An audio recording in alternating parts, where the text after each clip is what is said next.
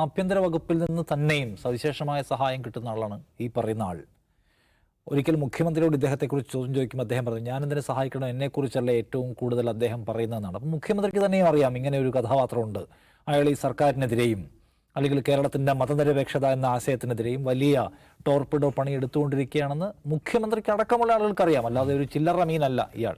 അതുകൊണ്ട് തന്നെ ഇയാൾക്കെതിരെ എടുക്കുന്ന ഒരു നടപടി എന്ന് പറയുന്നത് പി ശശി അറിയാതെ, ആഭ്യന്തര വകുപ്പ് അറിയാതെ എടുക്കുന്ന ഒന്നാണെന്ന് വിചാരിക്കാൻ ഒരു നിർവാഹവുമില്ല. കാരണം കഴിഞ്ഞ ഒരു 1.5-2 വർഷക്കാലമായി കേരളത്തിൽ നിറഞ്ഞു ചർച്ച ചെയ്യപ്പെടുന്ന ഒരു വിഷയമാണിത്. CPIM എന്ന് പറയുന്ന പാർട്ടിയും സംസ്ഥാന ആഭ്യന്തര വകുപ്പിനെയും പിടിച്ചു കുലുക്കിയതാണ് ഇയാൾക്ക് അനുകൂലമായി ആഭ്യന്തര വകുപ്പ് എടുക്കുന്ന അനുഭാവ നടപടികൾ. അതിൻ്റെ പേരിലാണ് PV അൻവർ എന്ന് പറഞ്ഞ പോരാളി CPIM-ൽ നിന്ന് ഇറങ്ങിപ്പോയത്. വേറെ ഒന്നും കൊണ്ടല്ല, ഇയാൾക്കെതിരെ കർശന നടപടി എടുക്കണമെന്ന് ആവശ്യപ്പെട്ടിട്ട് പി ശശിയുടെ നേതൃത്വത്തിലുള്ള ആഭ്യന്തര വകുപ്പ് അൻവറിനെ ആട്ടി ഇറക്കി വിട്ടു. അതാണ് സംഭവിച്ചത്. അതുകൊണ്ട് ഇതൊരു ചില്ലറ കളിയൊന്നുമല്ല. ഇതേതെങ്കിലും ഒരു CI നിയാസ് അറസ്റ്റ് ചെയ്തിട്ട് അവസാനം അത് ഫ്ലോപ്പായി പോകുന്ന കഥയൊന്നുമല്ല. ഞാൻ ശരിക്കും പറയുന്നില്ല, വൈകുന്നേരം ഈ കഥാപാത്രം അറസ്റ്റിലായി എന്ന് കേട്ടപ്പോൾ സത്യത്തിൽ ഞെട്ടിപ്പോയി. പിണറായി വിജയൻ്റെ ഭരണത്തിന് കീഴിൽ ഈ പറയുന്ന വിദ്വേഷ കുറ്റവാളി ഹെയ്റ്റ് ട്യൂബർ അറസ്റ്റ് ചെയ്യപ്പെടാനോ ഭയങ്കര അത്ഭുതം തോന്നി. പെട്ടെന്ന് എനിക്ക് മനസ്സിലായി എന്തെങ്കിലും തട്ടിപ്പാവാനാണ് സാധ്യത. കാരണം അദ്ദേഹത്തിന് ഒരു ദിവസം പോലും പോലീസ് കസ്റ്റഡിയിൽ വെക്കാതെ അതിവേഗത്തിൽ അദ്ദേഹത്തെ മജിസ്ട്രേറ്റിന് മുമ്പിൽ ഹാജരാക്കുന്നത് കേൾക്കുമ്പോൾ നമുക്ക് മനസ്സിലാവുന്നു ഒരു പരിവേഷം ഉണ്ടാക്കി കൊടുത്ത് അദ്ദേഹത്തെ പുറത്തു വിടുക. അല്ലെ എന്തിനാണ് ഈ പറയുന്ന ഉടുപ്പിടാതെ പിടിച്ചുകൊണ്ട് പോകുന്നത്?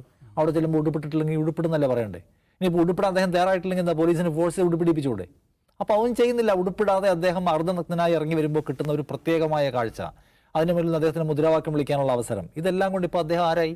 കേരളത്തിൽ തന്നെ ഒരു വിഭാഗം മാധ്യമങ്ങൾ, അവിടുത്തെ പ്രധാനപ്പെട്ട മാധ്യമപ്രവർത്തകരും ഇതാ മാധ്യമ സ്വാതന്ത്ര്യത്തിനെതിരായിട്ടുള്ള പിണറായി വിജയൻ്റെ കടന്നുകയറ്റത്തിന് അറുതിയായിരിക്കുന്നു, മജിസ്ട്രേറ്റ് ജാമ്യം കൊടുത്തിരിക്കുന്നതാണ്.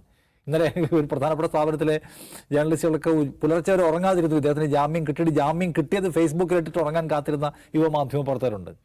അപ്പോൾ ആ നിലയ്ക്ക് ഇദ്ദേഹം ഇപ്പോൾ ഒരു വീരപരിവേഷം ഉണ്ടാക്കാൻ ശ്രമിക്കുകയാണ്. കേരളത്തിൽ ആകമാനം ഇയാൾക്ക് വീരപരിവേഷം കിട്ടിയെന്ന് ഞാൻ പറയുന്നില്ല. പക്ഷേ വീരപരിവേഷം എന്താ പറയുന്നത്, അയാൾ ഉണ്ടാക്കിയെടുത്തൊരു വലിയ ഗ്രൂപ്പ് ഓഫ് ഓഡിയൻസ് ഉണ്ട് എന്ന കാര്യത്തിൽ തർക്കമില്ല. അപ്പോൾ ഇത് നമുക്ക് എന്ത് മനസ്സിലായി? ഒരിക്കൽ കൂടി അദ്ദേഹത്തെ ഉയർത്തി നിർത്താൻ, വിസിബിലിറ്റി കൂട്ടാനുള്ള ആസൂത്രിതമായ പദ്ധതി ഒരുക്കപ്പെട്ടിരിക്കുന്നു. അതിൽ അയാൾ വിജയിച്ചു. അതുകൊണ്ട് ഞാനും പോലീസും തമ്മിൽ എന്തോ ഫൈറ്റിലാണ്, ഞാനും ആഭ്യന്തര വകുപ്പും തമ്മിൽ എന്തോ ഫൈറ്റിലാണെന്ന് ഇയാൾ പറയുന്നുണ്ടെങ്കിൽ അത് നമ്മൾ നമ്പേണ്ട കാര്യമില്ല. ഇത് അവർ തമ്മിലൊരു ധാരണ അടിസ്ഥാനത്തിൽ നടക്കുന്ന കാര്യമാണ്. ആത്യന്തികമായി ഈ ഹെയ്റ്റ് ട്യൂബർക്ക് പരിക്കേൽക്കുന്ന ഒന്നും അവിടെ നിന്ന് ഉണ്ടാവുന്നില്ല. അതുകൊണ്ട് പിണറായി എന്നെ വേട്ടയാടുകയാണെന്നൊക്കെ അദ്ദേഹം പറയുന്നതാണ് ഏറ്റവും വലിയ വ്യാജം. പിണറായി വിജയൻ വേട്ടയാടാത്തതിൻ്റെ സൗകര്യം കൊണ്ട് മാത്രം ജീവിച്ച് പിഴച്ചു പോകുന്ന ഒരാളാണ് അദ്ദേഹം. അല്ലെങ്കിൽ എന്താണ് നേരത്തെ പറഞ്ഞാൽ ഗുരുതരമായ കുറ്റകൃത്യങ്ങൾക്ക് കേസെടുക്കേണ്ട ആളാണ് അയാൾ. വിദ്വേഷം മാത്രം വിളമ്പിയിട്ടാണ് ജീവിക്കുന്നത്. ക്രിസ്ത്യാനികൾ മുസ്ലിങ്ങളെ വെറുക്കുന്നത് എന്തുകൊണ്ട്? ഒരു തലക്കെട്ട് ഇട്ടുവിട്ടിട്ട് ലക്ഷക്കണക്കിന് ആളുകളെ കൊണ്ട് കാണിക്കുകയാണ്. ഇസ്ലാമിക രാഷ്ട്രം സ്ഥാപിക്കാൻ പോകുന്നു, ഭയന്നോളൂ എന്ന് പറയുകയാണ്. പിണറായി വിജയനെ ആക്ഷേപിക്കുന്നു. എവിടെയോ പിണറായി വിജയൻ ദൈവദശകം ചൊല്ലിയപ്പോൾ എഴുന്നേറ്റില്ല. അപ്പം ഇദ്ദേഹത്തിൻ്റെ തലക്കെട്ടാണ്. വാങ്കുവിളിയാണെന്നോർത്ത് പിണറായി വിജയൻ ചന്തി പൊക്കി. അപ്പോഴാണ് അറിഞ്ഞത് ദൈവദശകമാണെന്ന്. അവിടെ ഇരുന്നു ശ്രീനാരായണീയരെ അധിക്ഷേപിച്ച് പിണറായി. ഒരു നടപടിയില്ല.